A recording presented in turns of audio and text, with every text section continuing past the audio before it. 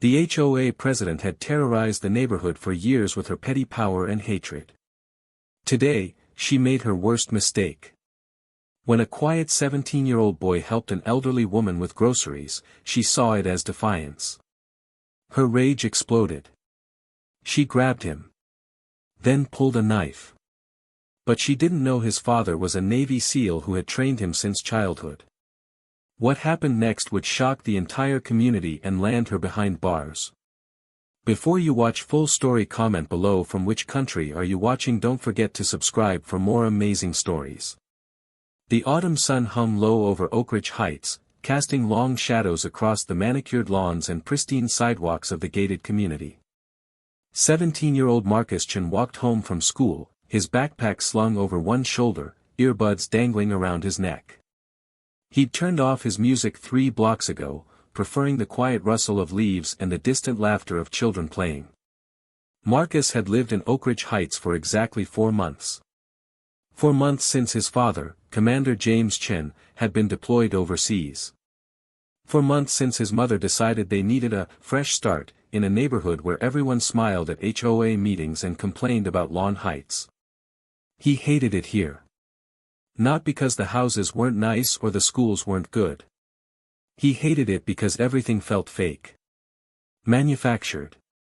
Like living inside a catalog where real life wasn't allowed to disturb the carefully arranged perfection.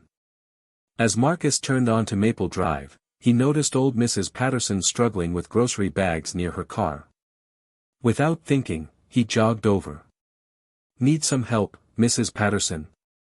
The elderly woman's face lit up. "Oh, Marcus. You're such a sweet boy. My daughter was supposed to come by, but she's running late and these bags are so heavy." Marcus grabbed 4 bags effortlessly, his father's training evident in the way he moved, balanced, efficient, aware. Commander Chen had started teaching him basic self-defense and situational awareness when Marcus was 12. Not because he wanted his son to fight, but because he wanted him to survive. "I'll carry these to your door," Marcus said, already walking. He didn't see the woman watching from across the street. Didn't notice the way her eyes narrowed, her jaw clenched, her fingers curled into fists. Linda Pemberton, known to most residents as the HOA enforcer, stood on her perfectly edged lawn, her designer sunglasses reflecting the afternoon light. Everything about Linda was sharp, her angular haircut, her pointed features, her cutting voice at community meetings. She'd been HOA president for 6 years, ruling the neighborhood with an iron fist wrapped in passive-aggressive emails and violation notices. And she'd had her eye on the Chen family since they moved in. Marcus returned from Mrs. Patterson's porch, waving goodbye as the elderly woman thanked him again. He pulled his earbuds back in, thinking about the calculus homework waiting for him, about the email he'd received from his father that morning, brief, carefully worded to pass military censors, but warm with unspoken love. He didn't make it 20 feet before Linda Pemberton stepped directly into his path. Marcus stopped, pulling out an earbud. "Excuse me, ma'am." "Don't you ma'am me," Linda snapped, her voice acid. "I've been watching you." Marcus felt his stomach tighten. This wasn't the first time Linda had confronted him, but something in her tone today felt different. Dangerous. "Is there a problem?" Marcus kept his voice level, respectful. His father's words echoed in his mind, "Stay calm. Assess. Don't escalate." "You were trespassing on Mrs. Patterson's property," Linda said, stepping closer. She was a tall woman, nearly 6 feet, and she used her height like a weapon. "This is a violation of Community Code 7.3, unauthorized presence on private property." Marcus blinked. "I was helping her carry groceries. I didn't see anyone give you permission to be on that property. She asked me to help her. Don't talk back to me." Linda's voice rose sharply. A few neighbors had emerged from their houses, drawn by the commotion. Good, Marcus thought. Witnesses. "I'm not talking back, ma'am. I'm just explaining what happened." Linda's face flushed red. "You people think you can just move into our neighborhood and ignore our rules. Your lawn was 3.2 inches last week. The regulation is 3 inches. I've sent 3 notices to your mother, and she's ignored every single one. You people. The words hung in the air like poison. Marcus felt heat rising in his chest, but he pushed it down. His father had warned him about people like this. People who wielded petty power like swords, who found their self-worth in controlling others. My mom works 2 jobs since my dad deployed, Marcus said quietly. She's doing her best. Your father's military service doesn't exempt you from HOA regulations, Linda shot back. And speaking of regulations, you're loitering on a public sidewalk without purpose. That's code 12.6. Marcus stared at her. You're telling me I can't stand on a sidewalk? Not without purpose, you can't. This is a family neighborhood. We have standards. Something in her voice made Marcus's skin crawl. The way she said, family neighborhood. The emphasis on standards. He'd heard those coded words before, in smaller towns when he traveled with his parents. Words that really meant, you don't belong here. I'm going home now, Marcus said, moving to step around her. Linda grabbed his arm. Marcus froze. His father's training kicked in immediately: assess the threat, identify escape routes, don't respond with force unless necessary. Linda's grip was surprisingly strong, her fingers digging into his bicep through his jacket. Don't walk away when I'm talking to you, Linda hissed. Let go of me, please. Marcus kept his voice steady, but his heart hammered. I'll let go when I'm ready. You need to learn respect. You need to learn that actions have consequences. More neighbors had gathered now. Mrs. Patterson stood on her porch, looking distressed. A young mother clutched her toddler, watching nervously. Mr. Rodriguez from 3 doors down had his phone out, though Marcus couldn't tell if he was filming or just holding it. Ma'am, you need to let me go. Now. Marcus's voice carried a new edge, not threatening, but firm. His father's voice. Linda's eyes widened with rage. Are you threatening me? Did everyone hear that? This thug just threatened me. I didn't threaten you. I asked you to let go of my arm. Liar. Linda screamed, and suddenly her other hand dove into her designer purse. Everything slowed down. Marcus saw the glint of metal. His training took over instantly. His left hand came up in a deflecting motion while his right pulled free of her grip. He stepped back, creating distance, his body automatically falling into a defensive stance. Linda Pemberton stood in the middle of the sidewalk, holding a kitchen knife with a 4-inch blade. The world seemed to stop breathing. You're going to learn, Linda said, her voice shaking with fury and something else, something unhinged. You people think you can come into our neighborhood, break our rules, disrespect people like me. But I'm going to teach you a lesson. I'm going to show everyone what happens when you don't follow the rules. She lunged. Marcus sidestepped, his father's training as natural as breathing. Linda's momentum carried her forward, and Marcus moved again, keeping the knife in his peripheral vision, maintaining distance. Someone call 911. Mrs. Patterson screamed. I am. Mr. Rodriguez shouted back. Linda spun, wild-eyed. He attacked me. You all saw it. He attacked me, and I'm defending myself. Put the knife down. The voice came from across the street, Dr. William Hayes, a trauma surgeon who'd just pulled into his driveway. Put it down now. But Linda wasn't listening. She was beyond reason, beyond sense. Years of petty power and manufactured superiority had twisted something inside her, and now it had finally snapped.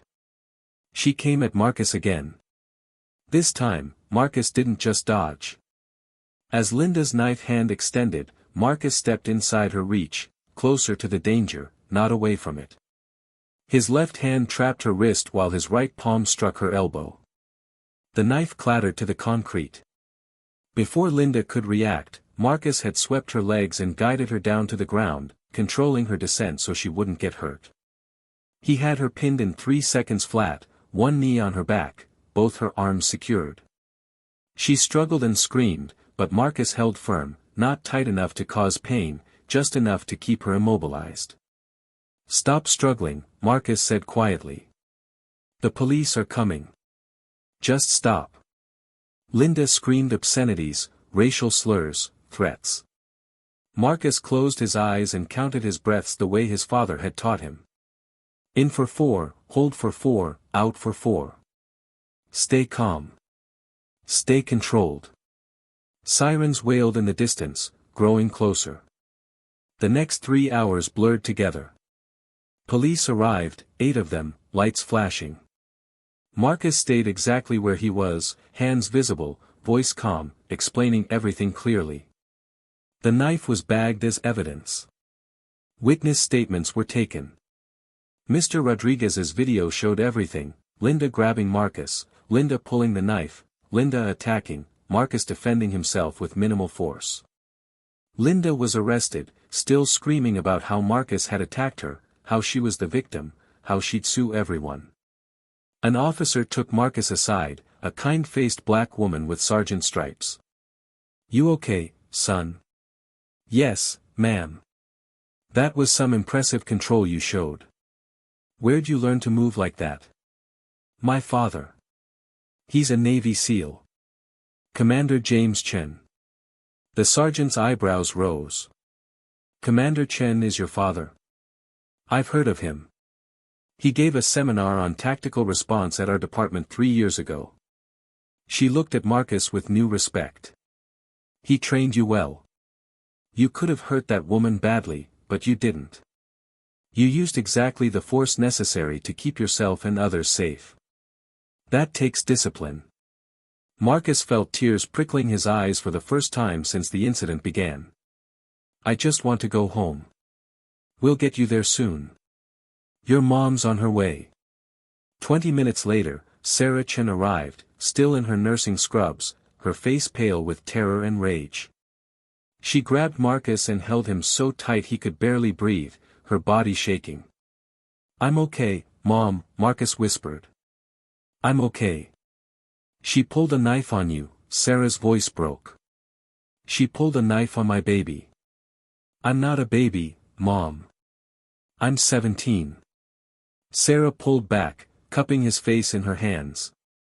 "You'll always be my baby. Always." Then her expression hardened. "Where is she? Where is that woman?" "Mom, don't." But Sarah was already marching toward the police cars. The sergeant intercepted her, speaking in low, calming tones. Marcus watched his mother transform from terrified parent to fierce protector to exhausted human being, all in the span of 5 minutes. They drove home in silence.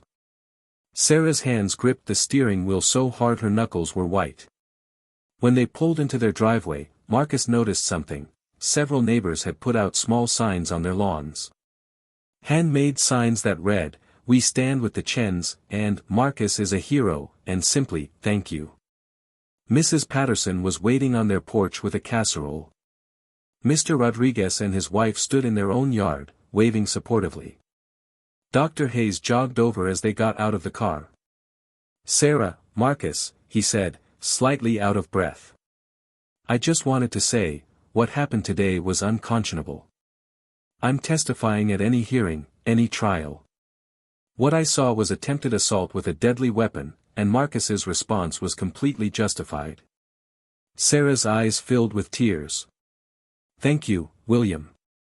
After Dr. Hayes left, after the casserole was safely in the fridge, after Sarah had made Marcus drink water and eat something and promise he was really okay, they sat together on the couch in the darkening living room. "We need to tell your father," Sarah said quietly. Marcus shook his head. "Mom, no. He's on a mission. He can't be worrying about this. It's over. I'm fine." "Marcus. Mom, please. When he gets back, we'll tell him everything.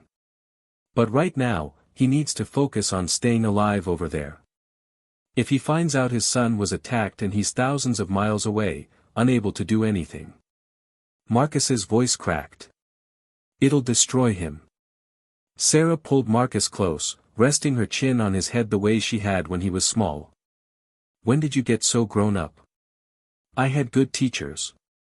They sat in silence as night fell over Oak Ridge Heights. The legal proceedings moved quickly. Linda Pemberton was charged with assault with a deadly weapon, false imprisonment, and after further investigation, a hate crime enhancement. Her lawyer tried to paint her as a concerned citizen defending her neighborhood, but Mr. Rodriguez's video was damning. So were the testimonies of Mrs. Patterson, Dr. Hayes, and 17 other neighbors who came forward to describe years of Linda's harassment, particularly targeting families of color. The HOA board held an emergency meeting and unanimously voted to remove Linda as president. They also voted to dissolve several of the more ridiculous regulations Linda had personally implemented over the years. Marcus returned to school the next day, despite his mother's protests that he should take time off. He didn't want time off. He wanted normal.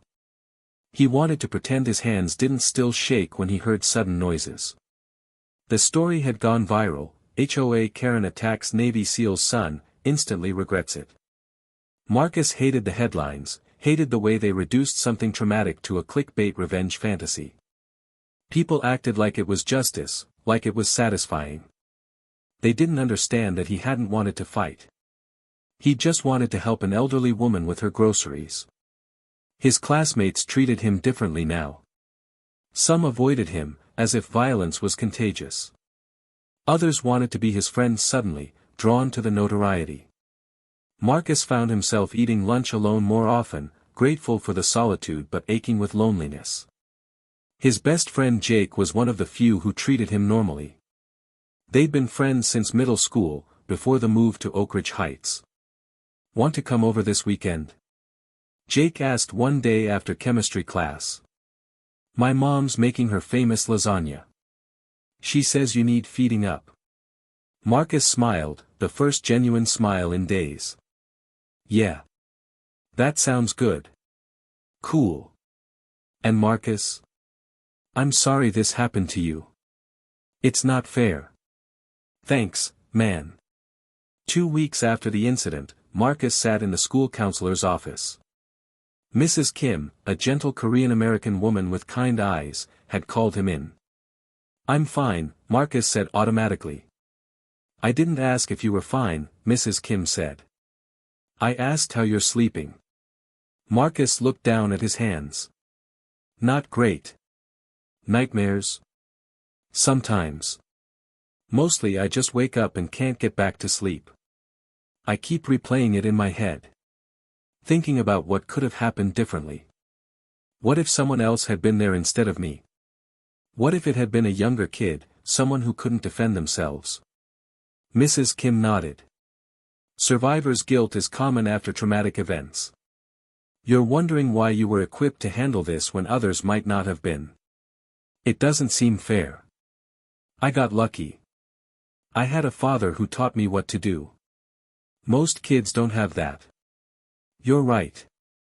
But that doesn't diminish what you went through. You still experienced a violent attack. You still had to defend yourself. The fact that you had training doesn't make it less traumatic. Mrs. Kim leaned forward. What you experienced was real fear, real danger. It's okay to not be okay. But I'm okay. I defended myself. She's the one who got arrested. You can be safe and still be traumatized. Those aren't mutually exclusive. Mrs. Kim's voice was gentle but firm. You did everything right. You stayed calm, you didn't escalate, you used minimal force. Your father would be proud. But that doesn't mean it wasn't scary. That doesn't mean you don't get to feel what you feel. Marcus felt something crack inside his chest. I keep thinking about what could have happened. If I hadn't known what to do. If I'd frozen. If she'd, his voice broke. But she didn't, Mrs. Kim said gently. You survived. You're here. I was just trying to be helpful, Marcus whispered. I just wanted to carry some groceries. I know. They sat in silence for a moment. Then Mrs. Kim said, "Have you told your father yet?" Marcus shook his head. "He's deployed. I don't want him worrying. He's your father. Worrying is part of the job description." Mrs. Kim smiled sadly. "But I understand wanting to protect him. Just know that when he does find out, he'll wish he'd known sooner. Not because you did anything wrong, but because parents want to be there for their children, even from thousands of miles away." Marcus started seeing Mrs. Kim twice a week. Slowly, the nightmares became less frequent. The jumpiness faded.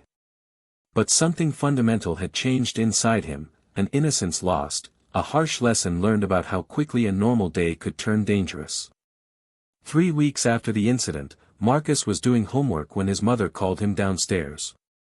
Her voice sounded strange, tight and emotional.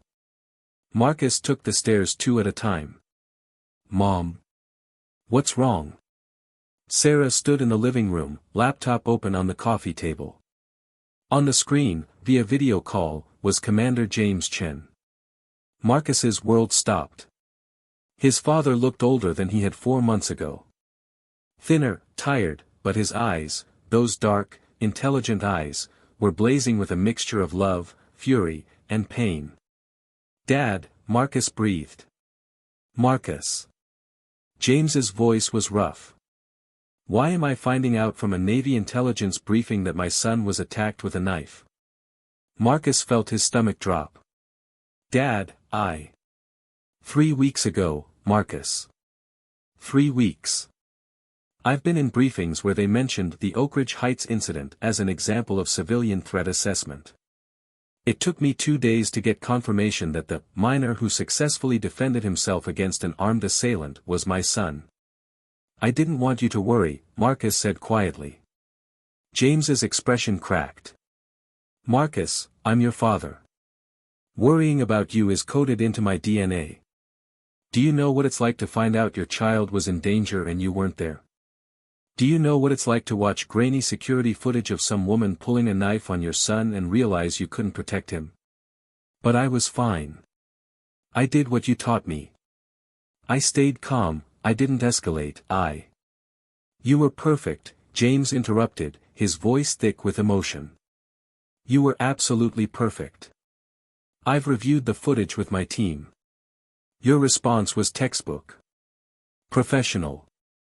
You did everything right." His voice broke. "But you shouldn't have had to, Marcus. You shouldn't have to defend yourself from adults who are supposed to be part of your community. You should get to just be a kid helping an elderly neighbor without fear." Marcus felt tears streaming down his face. "I miss you, Dad.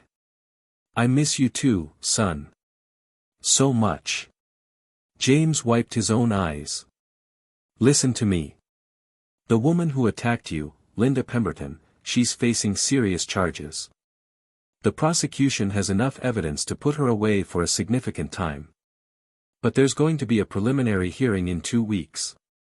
Your mother and I have been talking, and we want you to testify."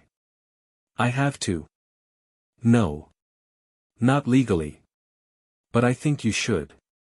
Not for revenge. Not to hurt her. But because what she did was wrong, and there need to be consequences. Other kids in that neighborhood need to know that adults don't get to threaten them, don't get to put hands on them, don't get to pull weapons on them. Your testimony could make a difference." Marcus looked at his mother. Sarah nodded encouragingly. "What do I say?" Marcus asked. "You tell the truth," James said. "You tell them exactly what happened, how you felt, what you were thinking. You let them see who you are, a good kid who was trying to help someone. And you let them see who she is, someone who let hatred and power corrupt her into something dangerous." They talked for another hour, James asking detailed questions about Marcus's mental state, his support system, his daily routine. It felt like a debriefing, but Marcus understood, this was how his father showed love, by gathering intelligence, by assessing threats, by ensuring his son's safety even from thousands of miles away. I'm working on getting emergency leave, James said as the call wound down. I should be home in time for the hearing. Dad, you don't have to. Yes, I do. You're my son. You need me. That's all that matters. James's voice was firm. I'll be there, Marcus. I promise. The preliminary hearing was held on a gray November morning. Marcus wore the suit his father had bought him for his 16th birthday, dark blue with a subtle stripe. Sarah sat beside him, holding his hand so tight it almost hurt. True to his word, Commander James Chin sat on Marcus's other side, his dress uniform immaculate, his presence like a wall of protection. He'd arrived 2 days earlier, embracing Marcus for a full 5 minutes without saying a word, just holding his son and breathing. The courtroom was smaller than Marcus had expected. Linda Pemberton sat at the defendant's table with her lawyer, refusing to look at Marcus. She'd lost weight, her expensive clothes hanging loosely. Her hair had been styled to look softer, more vulnerable. Marcus recognized the strategy immediately: make her look like a victim. The prosecutor, a sharp-eyed woman named Jennifer Wong, had prepared Marcus thoroughly. Tell the truth. Don't embellish. If you don't remember something, say so. Let the evidence speak. Marcus took the stand, his heart pounding. He was sworn in, his voice surprisingly steady as he promised to tell the truth. Jennifer Wong approached. Marcus, can you tell us what happened on October 3rd? Marcus told the story. Walking home from school, helping Mrs. Patterson, Linda confronting him, the escalation, the knife, his defense. He kept his voice level, factual, the way his father had taught him to deliver after-action reports. When he described the moment Linda pulled the knife, he heard gasps from the gallery. He saw several people crying. How did you feel when you saw the knife? Jennifer asked. Marcus paused. Scared, but also, focused. My dad taught me what to do if someone threatens me with a weapon. So part of me was scared, but another part was just following training. Assess, react, control. Did you want to hurt Miss Pemberton? No, ma'am. I just wanted to stop her from hurting me or anyone else. I kept thinking about the little kids in the neighborhood. What if she'd done this to one of them? Someone who couldn't defend themselves. That thought terrified me more than the knife. No further questions. Linda's lawyer, a slick man in an expensive suit, approached. Marcus braced himself. Marcus, you say you were scared, but the video shows you moving very confidently, very efficiently. That doesn't look like fear to me. Fear and training aren't mutually exclusive, Marcus said. I was scared, but I knew what to do. You train in martial arts, don't you? My father has taught me self-defense, yes. So you're trained to fight? I'm trained to defend myself. There's a difference. Isn't it possible that you overreacted? That Ms. Pemberton was simply trying to get your attention, and you saw an opportunity to show off your skills. Marcus stared at him. She pulled a knife on me. Allegedly. There's video evidence. Video can be misleading. Maybe she was reaching for something else, and you attacked first. Jennifer Wong shot to her feet. Your Honor, the video evidence clearly shows. The judge raised a hand. I've seen the video, Counselor. Mr. Chen, you may answer. Marcus looked directly at Linda's lawyer. Mrs. Pemberton grabbed me. She held me against my will. She pulled a knife and lunged at me twice. I didn't attack her. I defended myself using the minimum force necessary. If I'd wanted to hurt her, I had multiple opportunities. But that's not what my father taught me. He taught me to protect life, including the life of someone trying to hurt me. The lawyer looked flustered. No further questions. As Marcus stepped down, he made the mistake of looking at Linda. She was staring at him with pure hatred, her face contorted with rage even as her lawyer whispered urgently in her ear. Marcus realized something then. She didn't regret what she'd done. She only regretted getting caught. The hearing concluded with the judge ruling there was sufficient evidence to proceed to trial. Linda's bail was revoked after the prosecution argued she posed a continued threat. She screamed as she was led away, still insisting she was the victim, still demanding justice for the attack against her. Outside the courthouse, reporters swarmed. Sarah tried to shield Marcus, but he stopped her. "It's okay, Mom. I want to say something." Commander Chen placed a hand on his son's shoulder, a gesture of support and pride. Marcus stepped up to the microphones, remembering his father's advice about media: be brief. Be honest. Be dignified. My name is Marcus Chen. 3 weeks ago, a woman attacked me with a knife because I helped an elderly neighbor carry groceries. I defended myself using the techniques my father, Commander James Chen, taught me. I didn't want to hurt anyone. I just wanted to be safe and get home to my mom. He paused. I hope this case reminds people that HOA regulations aren't more important than human decency. That power without compassion becomes tyranny. And that kids deserve to feel safe in their own neighborhoods. Thank you.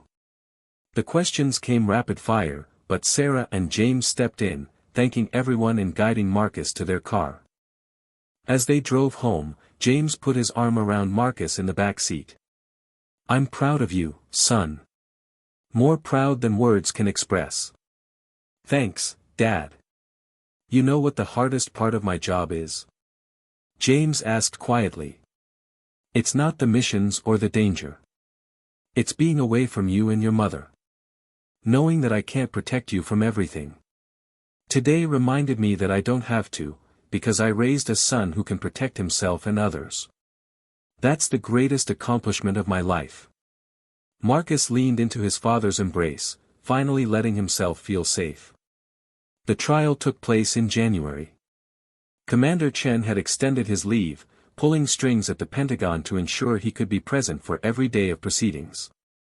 He sat in the courtroom in his dress uniform, a silent guardian, and Marcus drew strength from his presence. The prosecution's case was overwhelming. Video evidence, witness testimony, character witnesses who described Linda's years of harassment and discrimination. A psychiatrist who testified that Linda displayed narcissistic tendencies and an inflated sense of authority. One witness, a young black mother named Keisha Williams, testified through tears about how Linda had called the police on her teenage son for trespassing when he'd been playing basketball in their own driveway. Another neighbor, an elderly Vietnamese man named Mr. Nguyen, described years of discriminatory citations and threats. The pattern was clear: Linda Pemberton had weaponized her HOA authority against anyone she deemed other. Linda's defense tried to paint her as a concerned citizen who'd overreacted in a moment of stress. They brought in neighbors who spoke about property values and community standards, trying to create sympathy. It didn't work. The jury deliberated for less than 3 hours. On January 23, they returned a guilty verdict on all counts: assault with a deadly weapon, false imprisonment, and hate crime enhancements. Linda showed no emotion as the verdict was read, her face blank, her eyes empty. At sentencing 2 weeks later, the judge addressed Linda directly. Ms. Pemberton, you held a position of trust in your community. You were given authority over certain aspects of neighborhood governance, and you abused that authority repeatedly. When a 17-year-old boy performed a simple act of kindness, you saw it as a threat to your power. You escalated a non-incident into a violent assault. You pulled a weapon on a child. And even now, you show no remorse, no understanding of the harm you caused. The judge sentenced Linda to 5 years in prison, with mandatory counseling and a permanent restraining order preventing her from contacting the Chin family or serving in any HOA capacity in the future. As Linda was led away, she finally broke. "This isn't fair," she screamed. "I was protecting my neighborhood. I was doing my job. He didn't belong there. He." The bailiffs removed her, her voice echoing down the hallway. Marcus felt his father's hand on his shoulder, steady and strong. He felt his mother's hand in his. And he felt, for the first time in months, that justice had been served. Spring came to Oak Ridge Heights, bringing new growth and new beginnings. The HOA, under new leadership, implemented reforms, removing discriminatory regulations, establishing clear oversight procedures, and creating a community fund to support families of deployed service members. Mrs. Patterson hosted a neighborhood barbecue in Marcus's honor. Half the street showed up, bringing food and stories and apologies. "We should have stood up to her years ago," Mr. Rodriguez said quietly to James. "We let her behavior slide because it was easier than confronting her. I'm sorry your family paid the price for our cowardice." James shook his hand. "You stood up when it mattered. That's what counts." Marcus found himself surrounded by younger kids from the neighborhood, all wanting to hear about the knife fight.